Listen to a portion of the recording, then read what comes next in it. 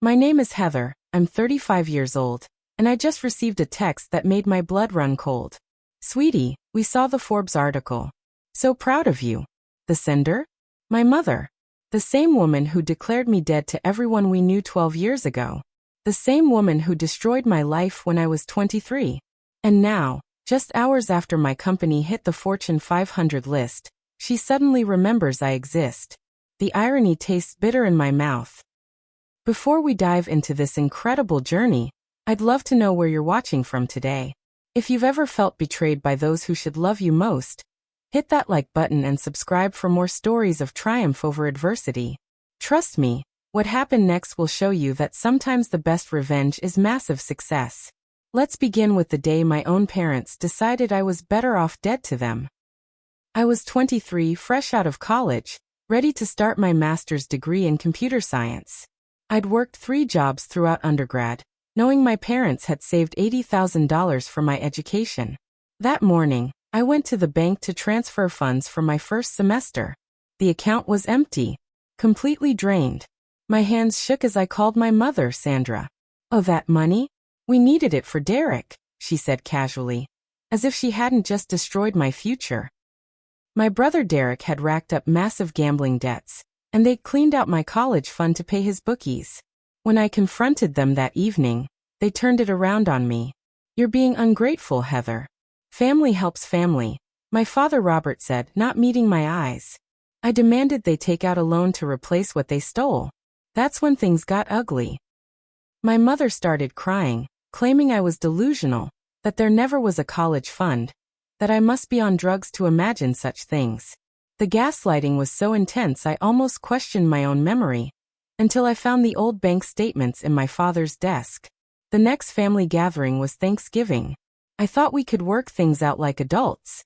Instead, my mother had orchestrated a full performance. In front of 30 relatives, she stood up during dinner and announced she was worried about my drug addiction. She claimed I'd been stealing from them, that I'd become violent and unstable. The tears, the shaking voice, she deserved an Oscar. My aunts gasped. My uncles shook their heads. My cousin Rachel, who I'd grown up with like a sister, looked at me with disgust. I tried to defend myself, pulled out the bank statements I'd brought as evidence. My father snatched them from my hands, tore them up. "See how delusional she is?" he announced. "She's even forging documents now." The room turned cold. Everyone was looking at me like I was dangerous. My grandmother, who'd always been my champion, wouldn't meet my eyes. My mother had gotten to her first. That night, they gave me an ultimatum. Apologize for my false accusations, admit I needed help, or leave the family forever. I stood in my childhood bedroom, looking at photos of happier times, and made my choice. I packed what I could fit in my car, took the $300 I had saved, and left. My mother's last words to me were, "If you walk out that door, you're dead to us." I thought it was just an expression. I had no idea how literal she meant it. Within 3 days, my phone started blowing up. Not with apologies or reconciliation attempts, but with condolences.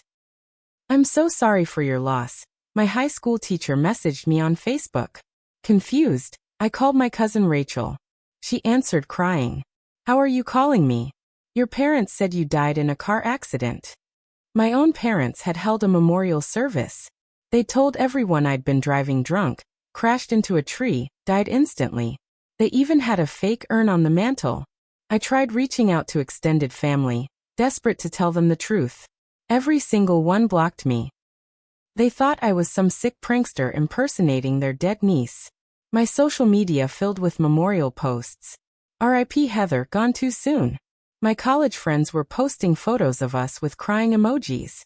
My parents had called my university, my employers, everyone in my life, and told them I was dead. In trying to prove I was alive, I looked insane. The only person who believed me was Megan, my best friend since middle school. She knew my parents, knew their capacity for cruelty. When everyone else shut me out, she opened her door. But I'd lost everything else. My family, my community, my identity. At 23, I was alive but ghost to everyone who'd ever known me. My parents had murdered me without laying a finger on me. Living in my car wasn't the lowest point, though it felt like it at the time. I'd park in 24-hour Walmart lots, shower at the gym where I'd kept a membership, and work 3 minimum wage jobs just to eat. Cashier at a grocery store from 6 a.m. to noon, restaurant server from 1 p.m. to 9 p.m., and stocking shelves overnight at Target on weekends. I was exhausted, but I was surviving. That's when my parents found me. My manager at the grocery store pulled me aside one morning. "Heather, I need to let you go," she said, not meeting my eyes. Confused, I asked why. My performance was perfect, never late, customers loved me. "Your family called. They explained your situation. We can't have someone dangerous and unstable working here. Security will escort you out." My parents had tracked me down through my employer and convinced them I was a threat. They'd probably used their tears and concerned parent act. It worked every time. The restaurant was next. 2 weeks later, middle of the lunch rush, 2 police officers walked in. "Heather Morrison?" they asked. My heart stopped. In front of customers and co-workers, they arrested me. The charge? Stalking and harassment. My parents had filed a false police report, claiming I'd been showing up at their house, threatening them.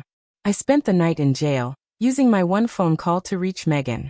The charges were eventually dropped when I proved I'd been 300 miles away, but the damage was done. The restaurant fired me immediately.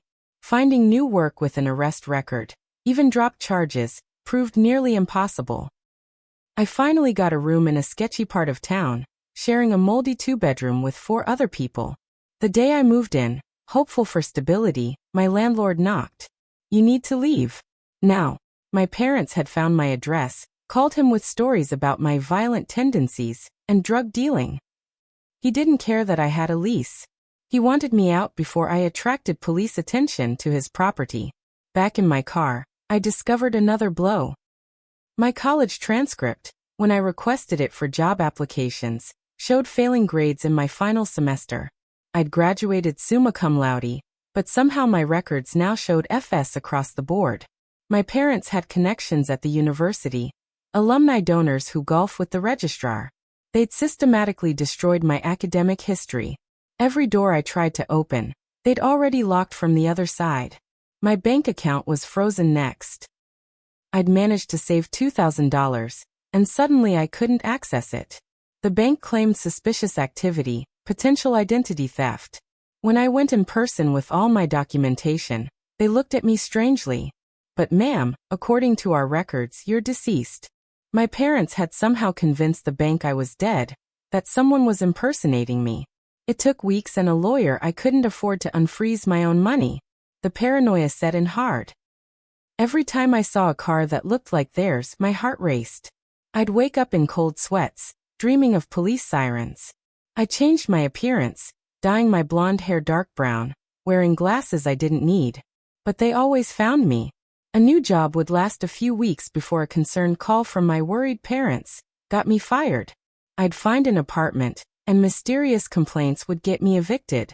They were hunting me like prey, determined to make their lie a reality. Megan saved my sanity during those dark months. She let me crash on her couch between evictions, helped me get new documents, a new phone plan they couldn't trace. She'd hold me while I sobbed, wondering what I'd done to deserve parents who hated me this much. "It's not about you," she'd say. "It's about control. You stood up to them, and they can't handle it." But knowing that didn't make it hurt less. The decision to leave the state came after another arrest. They'd called in a fake wellness check, claiming I was suicidal. When police found me at work, healthy and confused, my parents doubled down, saying I was manipulative, that my calm was an act. My boss watched police interrogate me about my mental state, and decided I was too much drama. Fired again. That night, Megan and I looked at maps. "Pick a coast," she said. "Any coast. Start over where they can't reach you." I chose Seattle, 3,000 miles from my hometown in Connecticut. Megan loaned me money for gas and a deposit on a room. As I drove across the country, watching America blur past my windows, I made myself a promise. I wouldn't just survive. I'd build something so big, so successful, that one day my parents would see it and know they'd failed to destroy me. I had no idea that promise would lead to a Fortune 500 company, and a text that would reopen every wound I thought had healed. Seattle was supposed to be my fresh start, and for 3 months, it was. I went by my middle name professionally, kept my head down, and got an entry-level job at a small tech startup called Innovate Tech. The pay was terrible, barely covering my studio apartment in the worst part of town, but I didn't care. I was free. I worked 16-hour days, learning everything I could about the business. Coding, marketing, sales, operations. If someone needed help, I volunteered. My boss, James Chun, noticed my dedication and started mentoring me. For the first time in 2 years, I felt hope. Then LinkedIn betrayed me. I'd created a new profile with my middle name, but somehow my parents found it. The call came on a Tuesday. James pulled me into his office, looking troubled. "Heather, I received a concerning call from someone claiming to be your mother." My blood turned to ice. "She says you're dangerous, that you've been institutionalized multiple times, that you're off your medication." He paused, studying my face. "She also says you've been stealing from family members to fund a drug habit. She begged me to fire you for everyone's safety." I broke down completely, sobbing in my boss's office. Professional suicide. But instead of calling security, James handed me tissues and said, "Want to tell me your side?" For the next hour I told him everything. The stolen college fund, the fake death, the systematic destruction of my life. I expected him to think I was crazy. Instead, he leaned back and said, "My father did something similar to my sister when she married outside our culture. I believe you." James not only kept me on but became my fiercest advocate. When my parents called again, he told them to stop harassing his employees or he'd involve lawyers. He gave me more responsibilities, and I threw myself into the work like my life depended on it. Because it did. I developed a customer retention algorithm that reduced churn by 60%. The company saved $2 million in the first year using my system. My 16-hour days turned into 18, then 20. I slept in the office half the time. Promotions came fast. Junior developer to senior developer in 6 months. Senior developer to team lead in a year.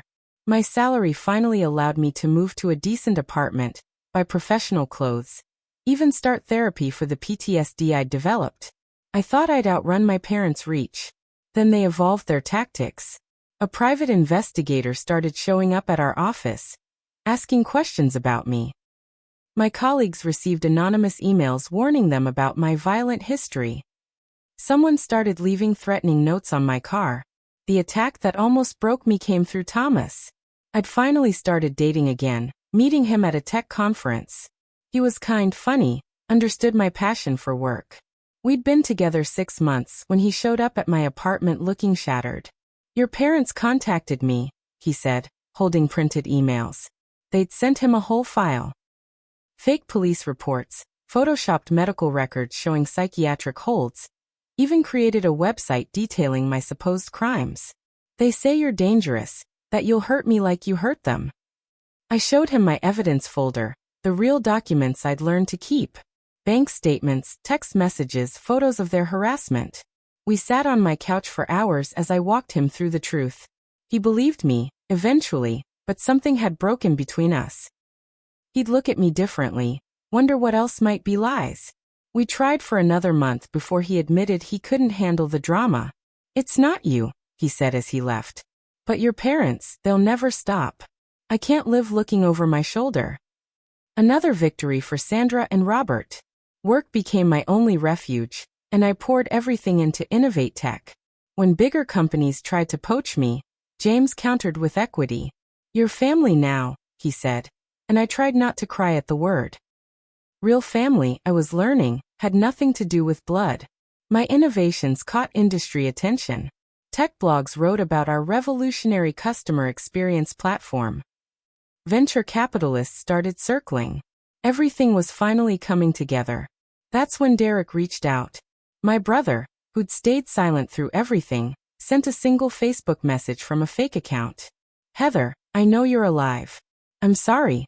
They're getting worse. Dad's been drinking heavily." Mom's convinced herself the lies are true. They talk about you like you're actually dead, then fly into rages about you embarrassing them by existing. I can't stand up to them. I'm too weak. But I wanted you to know someone in this family knows the truth. Please be careful. They hired someone to find dirt on your company. I screenshot the message before he deleted his account. My parents were escalating because I was succeeding. They couldn't stand it. But this time, I wasn't running. I had James, Megan who'd moved to Seattle to be my COO, and a company that was about to change everything. If they wanted a war, I'd give them one. Only this time, I had resources to fight back. The equity James offered me wasn't just generous, it was transformative. 20% of Innovate Tech made me a true partner, not just an employee. With that security, I threw myself into developing something revolutionary. Small businesses were getting crushed by enterprise software they couldn't afford or understand. I created SwiftCore, a platform that gave them Fortune 500 capabilities at a fraction of the cost. User-friendly, scalable, and most importantly, affordable. Within 6 months of launch, we had 10,000 paying customers. Success, I learned, makes you easier to find. My parents' attacks escalated from harassment to legal warfare. The first lawsuit arrived on a Monday morning. They were suing me for emotional distress and defamation. Their claim? My lies about them had damaged their reputation in the community. The irony of corpses causing emotional distress wasn't lost on me. They demanded $500,000 and a public apology. Their real goal was discovery, forcing me to reveal my new name, address, and financial information. The lawyer I hired cost $800 an hour. Their case is frivolous, she assured me, but fighting it will still be expensive. My parents knew that. They didn't need to win, just bleed me dry. Every response, every motion, every court appearance cost thousands. Just as we'd filed to dismiss their first suit, a second arrived. They claimed I owed them $200,000 for raising me, itemizing everything from diapers to birthday parties. Unjust enrichment, their lawyer called it. I called it insanity. My ex-boyfriend Thomas reappeared during this chaos, but not how I'd hoped. He'd been contacted by my parents' lawyers as a potential witness. They'd offered him money to support their claims about my instability. To his credit, he warned me, but others weren't so loyal. An old roommate from my car living days signed an affidavit claiming I'd talked about getting revenge on my family. A former coworker suddenly remembered me being aggressive and paranoid. My parents were building a case from anyone desperate enough to take their money. The legal bills were devastating. I drained my savings, maxed out credit cards, even sold my car. But the worst blow came when our biggest investor pulled out. Anonymous concerns had been raised about my stability and trustworthiness. The email was carefully worded, clearly vetted by lawyers, but the message was clear. Someone had convinced them I was a liability. That someone had intimate knowledge of our funding rounds and investor meetings. My parents had help from someone inside the tech industry. Innovate Tech nearly died that quarter. Without the investment, we couldn't scale. Competitors started circling our clients like vultures. 3 key developers left for better-paying positions we couldn't match. James and I went without salaries for 6 months, pouring everything back into keeping the lights on. Megan moved into my apartment when I couldn't afford rent. We lived on ramen and determination. They want you to give up, she'd say during the darkest nights. That's exactly why we can't. My parents, smelling blood, intensified their campaign. They created websites dedicated to warning people about me.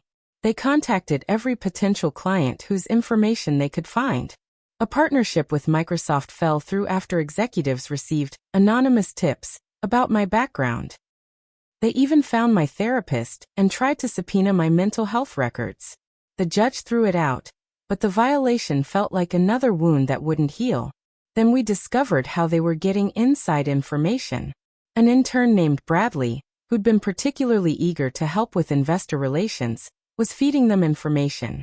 Megan caught him photographing confidential documents. When confronted, he admitted my parents had hired him specifically to infiltrate our company. They'd found him through their country club connections, Promised him a job at a bigger firm if he could gather enough dirt to destroy us. We fired him, but the damage was done. The turning point came from an unexpected source. Patricia Winters, CEO of a major retail chain, had been following our story. Not the lies my parents spread, but the truth that was starting to leak out through former employees who'd witnessed the harassment. She'd built her empire despite a narcissistic father who'd tried to sabotage her success. She saw herself in my struggle. "I'm offering you a contract," she said over coffee. $50 million over 5 years if you can deliver what you promise. And Heather? I've got lawyers who eat little country club conspiracies for breakfast. With Patricia's backing, everything changed. Her legal team shut down my parents' websites for defamation. They countersued for tortious interference with business relations. Suddenly, my parents were the ones hemorrhaging legal fees. The retail contract gave us credibility that no smear campaign could touch. We hired back our developers, expanded our team, and delivered a platform that exceeded every expectation. Revenue hit $40 million in year 1. But my parents had one more card to play. They'd been saving their worst lie for when it would hurt most. As we prepared for our Series B funding round, they emerged with forged documents claiming they were co-founders of Innovate Tech. They'd created backdated emails, fake contracts, even testimonies from people I'd never met swearing they'd heard me promise my parents equity. It was ambitious, comprehensive, and completely fabricated. If it worked, they'd own part of everything I'd built. If it failed, the scandal alone might destroy us. They were betting I'd settle quietly rather than risk everything in court. They'd never learned the most important lesson about their daughter. I don't give up. Thomas showed up at my office on a rainy Thursday, soaked and carrying a box of documents. "I've been investigating your parents for months," he said without preamble. "I'm sorry I left. I'm sorry I let them win. But I'm here to help fix this." He'd hired a forensic accountant with his own money, tracking every financial move my parents had made. What they'd found went far beyond my stolen college fund. Embezzlement from my grandmother's estate, fraudulent loans using deceased relatives' identities, even a charity scam targeting their church. My parents weren't just cruel, they were criminals. "Your brother Derek has been documenting everything," Thomas continued, pulling out a hard drive. "He's terrified, but he's been recording them for 2 years." I listened to my parents' voices plotting my destruction, discussing their forged documents like they were planning dinner. In one recording, my mother laughed about the memorial service. "She should be grateful," Sandra said. "We gave her a beautiful funeral. The flowers alone cost $3,000. My father's response chilled me more. "Next time we make it real." That threat changed everything. We took the evidence to the FBI. White-collar crime was one thing, but conspiracy to commit murder was another. While federal agents built their case, my company exploded in the best way. The retail platform Patricia had bet on revolutionized inventory management for small businesses. We signed contracts with major chains, processed billions in transactions, saved companies millions in efficiency gains. TechCrunch called us the most important B2B startup of the decade. The valuation hit $200 million, then $300, then $500 million. My parents, feeling their window closing, made their move at the worst possible time for them. They showed up at our headquarters with their lawyer and 2 security guards they'd hired, demanding to be let into their company. Our receptionist, confused, called security while live streaming the incident on our company Instagram. My mother's performance was Oscar-worthy. "My daughter stole this company from us. We founded it together. She's mentally ill and taking advantage of our kindness." What she didn't know was that our security cameras caught everything, including my father trying to force his way past reception. The video went viral in the tech community within hours. But instead of hurting me, it vindicated everything I'd been saying. Here were my parents, very much treating me as alive while simultaneously claiming I was dead when it suited them. The comments section filled with other entrepreneurs, sharing similar stories of family betrayal. The hashtag #HeatherStrong started trending. Journalists who dismissed my story as too outlandish suddenly wanted interviews.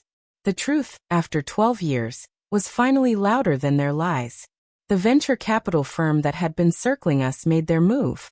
$50 million for 20% equity, valuing InnovateTech at $250 million. But they had conditions. We need to address the elephant in the room, the lead partner said. Your parents' claims. We can't invest with that hanging over the company.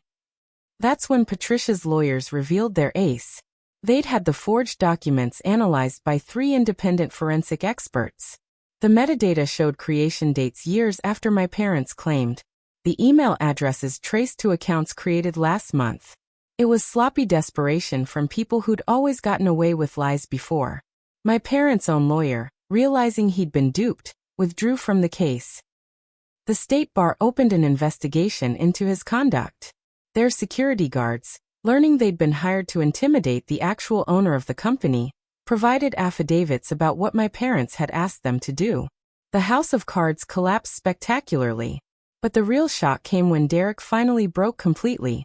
He didn't just provide evidence, he filed his own charges against our parents for a lifetime of financial abuse we'd never known about. The FBI raid on my parents' house made the local news. Neighbors who'd brought casseroles to my memorial service watched federal agents carry out boxes of evidence. The country club that had been their fortress of respectability banned them pending investigation. Their church, learning about the charity fraud, excommunicated them. In trying to destroy me, they'd exposed themselves. But I took no joy in their downfall. Every victory felt hollow because it came from the ruins of what should have been a loving family. Our investment round closed at $75 million, with multiple firms competing to get in. My parents were arrested on charges of fraud, forgery, identity theft, and conspiracy. Their bail was set at $2 million each, money they didn't have because they'd spent everything on lawyers and lies. From separate jail cells, they continued claiming I'd orchestrated everything, that I was the real criminal. But the evidence was overwhelming. Financial crimes dating back 20 years, multiple victims, a clear pattern of destroying anyone who stood up to them. The prosecutor, a sharp woman named Jennifer Martinez, called me before the trial. Your Aunt Patricia left you a letter, she said. Your parents intercepted it 12 years ago. I read it in her office, hands shaking. My father's sister, who died when I was 10, had tried to warn me. She'd left me money specifically because she knew what my parents were capable of.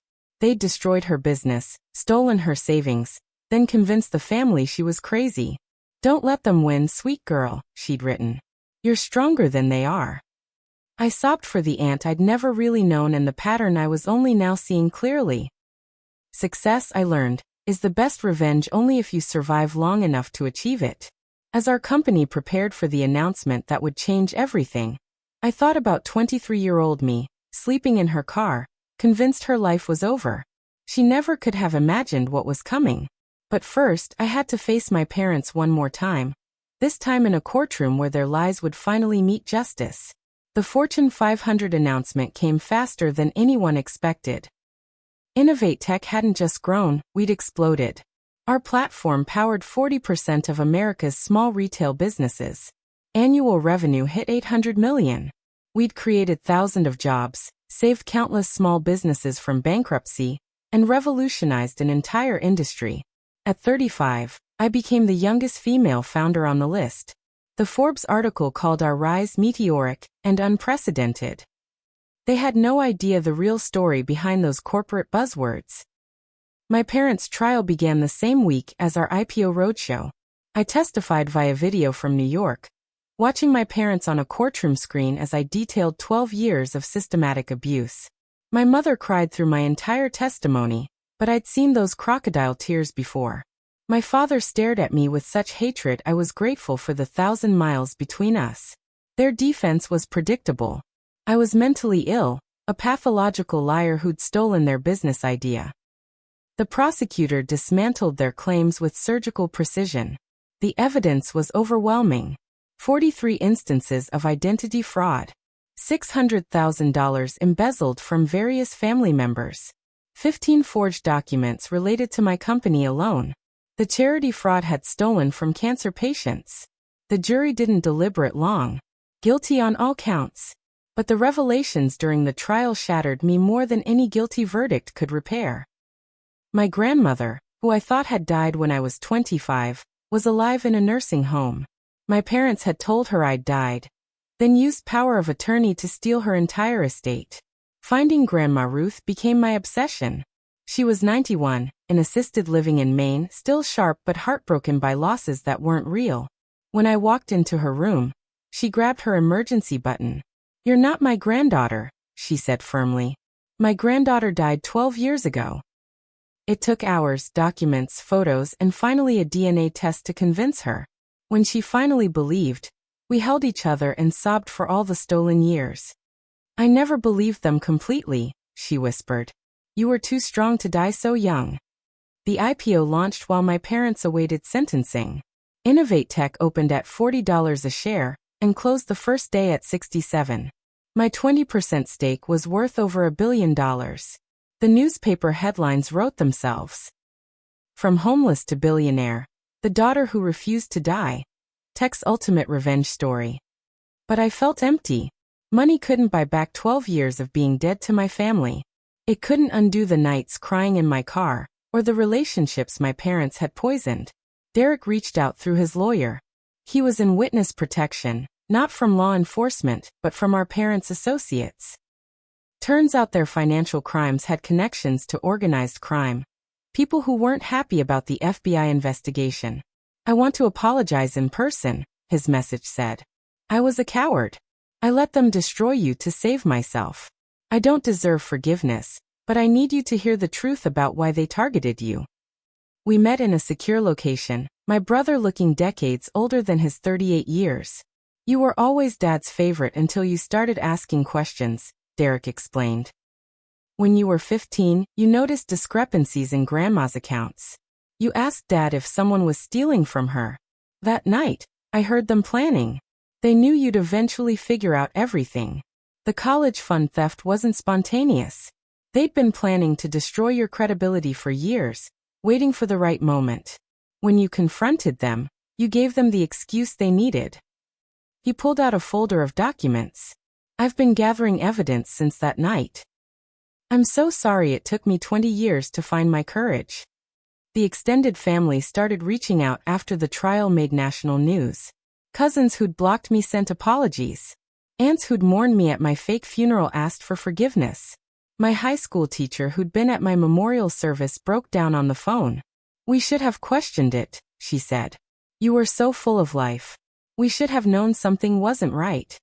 But it was too late for most of those relationships. They'd chosen to believe the easy lie over the difficult truth. Some bridges, once burned, can't be rebuilt. Thomas proposed in the middle of this chaos. In the server room where I'd spent so many nights building our platform. "I know the timing is insane," he said, "but I've learned that waiting for perfect moments means missing the real ones. You're the strongest person I know. Let me be strong for you now." I said yes, crying among the humming servers that housed the empire I'd built from nothing. Megan, who'd become more sister than friend, would be my maid of honor. James would walk me down the aisle. Family, I'd learned, is who shows up when you're at your lowest, not who shares your DNA. The sentencing hearing destroyed any last delusions I had about my parents feeling remorse. They gave statements painting themselves as victims of an ungrateful daughter who'd destroyed their lives. My mother actually said, "We gave her a beautiful memorial service when we thought she was dead. This is how she repays us." The judge, a stern woman who'd seen it all, wasn't moved. 8 years each for the financial crimes, to be served concurrently with federal sentences. They'd be in their 70s before they got out, if they lived that long. That evening, the Forbes article went live. My phone exploded with congratulations from industry leaders, old friends who'd just learned I was alive, and journalists wanting exclusive interviews. Among the hundreds of messages was one that made my blood run cold. From my mother's contraband cell phone. "Sweetie, we saw the Forbes article. So proud of you. Can't wait to celebrate when this misunderstanding is resolved. Your loving parents." Even facing nearly a decade in prison, she couldn't stop the manipulation. But there was more. "We need to talk about the company. Your father has heart problems. The stress is killing him. You could make this all go away. Family helps family, remember? I stared at those messages for hours, feeling 23 again, gaslight and confused. Then I remembered Grandma Ruth, stolen years and stolen money. Aunt Patricia's warning letter, hidden for decades. Derek in witness protection. All the employees whose livelihoods depended on Innovate Tech. All the small businesses we'd saved. All the nights in my car when I'd promised myself I'd build something they couldn't destroy. Family helps family? They'd taught me the most important lesson of my life. Sometimes family is the enemy you need to survive. 6 months later, I stood in a courtroom to deliver my victim impact statement at their final sentencing. I'd written 17 drafts, trying to balance honesty with the composure expected of a CEO. In the end, I spoke from the heart. You didn't just steal money or spread lies. You stole 12 years of relationships, of milestones, of family connections. You killed me in the minds of everyone I loved, then hunted me for surviving. But your greatest failure was teaching me that I didn't need you. Every attack made me stronger. Every lie pushed me to build something true. This company exists because you tried to destroy me. Thank you for showing me exactly who not to become. My mother tried to interrupt, claiming I was lying even then. The bailiff had to restrain her as she screamed about being framed, about the ungrateful daughter who'd ruined their lives. My father said nothing, just stared with the same cold hatred I'd seen my whole life. 8 years each, the judge confirmed, with no possibility of early release given their complete lack of remorse. As they led my parents away in handcuffs, my mother mouthed, "I'll never forgive you." I mouthed back, "I wasn't asking you to." Innovate Tech went public 3 weeks later. The opening bell at the New York Stock Exchange should have been my moment of pure triumph. Instead, I thought about my 23-year-old self, sleeping in a Walmart parking lot, convinced her life was over. If I could tell her one thing, it would be that rock bottom is just another foundation to build on. The IPO valued the company at $12 billion. My stake made me one of the youngest self-made billionaires in history. The same week, I launched the Phoenix Foundation for Survivors of Family Financial Abuse. Derek joined Innovate Tech as head of security, using his intimate knowledge of our parents' tactics to protect other employees from similar attacks. His first act was creating a protocol for dealing with harassment from toxic family members. No one else gets destroyed for standing up to abuse, he promised. He'd never fully forgive himself for his silence, but he channeled that guilt into protecting others. Forgiveness, I learned, isn't a gift you give someone else. It's a gift you give yourself to move forward. My wedding was small, just 30 people who'd proven their loyalty through the worst years. Grandma Ruth, 92 and radiant, insisted on walking me down the aisle with James. "I've waited 12 years to see you in a wedding dress," she said. "Those bastards aren't stealing another moment from us." Megan's toast made everyone cry, talking about the girl who'd shown up on her doorstep with nothing but determination, and how she'd built an empire from spite and genius. Thomas's vows included a promise to never let anyone make me feel dead again. The foundation's first year helped 3,000 people escape financial abuse from family members. The stories that poured in shocked even me. Parents stealing children's identities, siblings destroying credit, grandparents embezzling college funds. The shame kept victims silent. The family connection made legal action feel impossible. We provided lawyers, financial advisors, and most importantly, validation that their pain was real. The first time someone said our foundation saved their life, I cried for hours. Purpose, it turns out, heals wounds that money can't touch. I still have PTSD triggers. Unexpected knocks make my heart race. Phone calls from unknown numbers fill me with dread. I check my rearview mirror too often, still expecting to see my parents' car. Therapy helps, but some wounds leave permanent scars. The difference is I no longer hide them. In tech conferences, I talk openly about sleeping in my car, about parents who tried to destroy their daughter for refusing to be controlled. Young founders approach me afterward, sharing their own stories of family sabotage. We're an invisible army of orphans by choice, building our own families from scratch. The hardest lesson was learning that success isn't revenge. My parents' imprisonment didn't heal my pain. The billions didn't erase the memories. Even the public vindication felt hollow compared to what I'd lost. Real victory was quieter. It was Grandma Ruth calling me every Sunday. It was Derek slowly becoming the brother I'd always wanted. It was Megan's kids calling me Aunt Heather.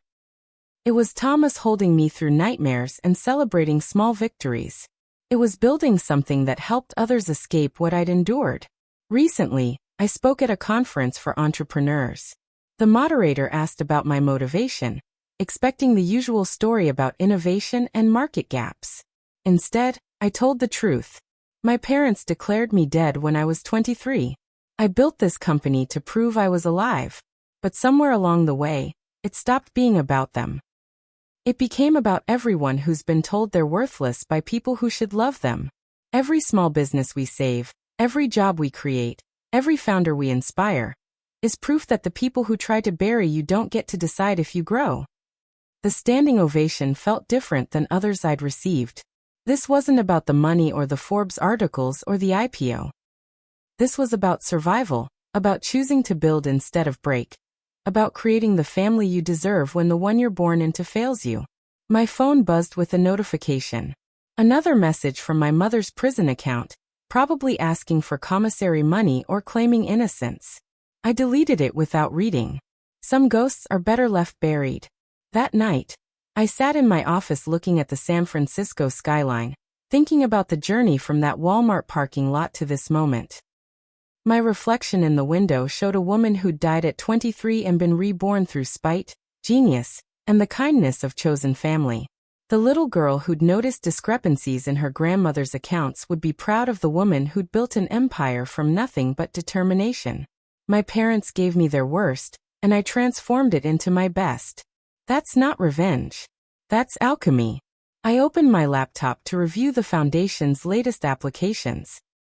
A 22-year-old whose parents drained her medical school savings. A 30-year-old whose family stole his startup idea. A 19-year-old whose mother filed credit cards in her name.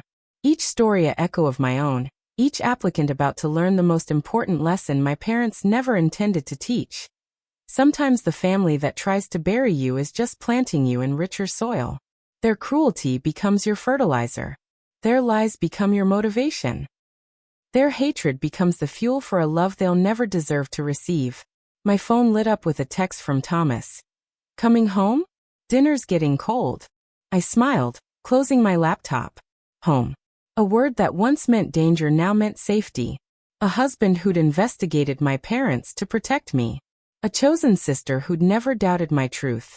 A brother finding redemption in protecting others. A grandmother whose love survived 12 years of lies. A company that existed because two people tried to erase their daughter and failed. This was my real fortune, the only one that mattered. The money was just a way to keep score. Before leaving, I made one last decision. Block. Delete. Finally removing my parents' ability to contact me, even from prison. For 12 years, they'd declared me dead. Today, I finally let them go. Not with anger or ceremony, but with the quiet peace of someone who'd outgrown the need for their approval. They'd given me life once, then tried to take it away. But the life I'd built from their ashes was mine alone. And it was more beautiful than anything they could have imagined or destroyed. Walking out of my office, I passed the wall of press clippings my assistant had framed. From homeless to billionaire. The daughter who refused to die. Tech's ultimate revenge success story. But the one that mattered most was handwritten, a note from a foundation recipient. Thank you for showing me that being declared dead by family is just another way of being set free. She was right. My parents' cruelty had been my liberation. Their hatred had been my rocket fuel. And their declaration of my death had been my invitation to truly live. The elevator descended toward my real life, toward Thomas and dinner, and probably Megan calling to plan our next foundation event. Toward Derek texting about security protocols and Grandma Ruth's weekly call tomorrow. Toward 1,000 small moments that build a life worth living. My parents had taught me to survive. My chosen family had taught me to thrive. And Innovate Tech had taught me the ultimate truth. The best revenge isn't proving your enemies wrong. It's building something so beautiful, so helpful, so important that their opinion becomes irrelevant. They declared me dead at 23. At 35, I've never been more alive. What would you do if your own family declared you dead? Would you let them bury you? Or would you use that grave as the foundation for something greater? If you've ever been betrayed by those who should protect you, remember this. Your worth isn't determined by those who abandoned you. It's determined by what you build from the ashes they left behind. Thank you for joining me on this journey. If this story resonated with you, please leave a comment sharing your own experience with family betrayal or triumph. Hit that like button if you believe in choosing your own family, and don't forget to subscribe for more stories of resilience and redemption. Share this with anyone who needs to hear that being declared dead might just be the beginning of truly living. Until next time, remember, sometimes the family that tries to bury you is just showing you how deep your roots can grow.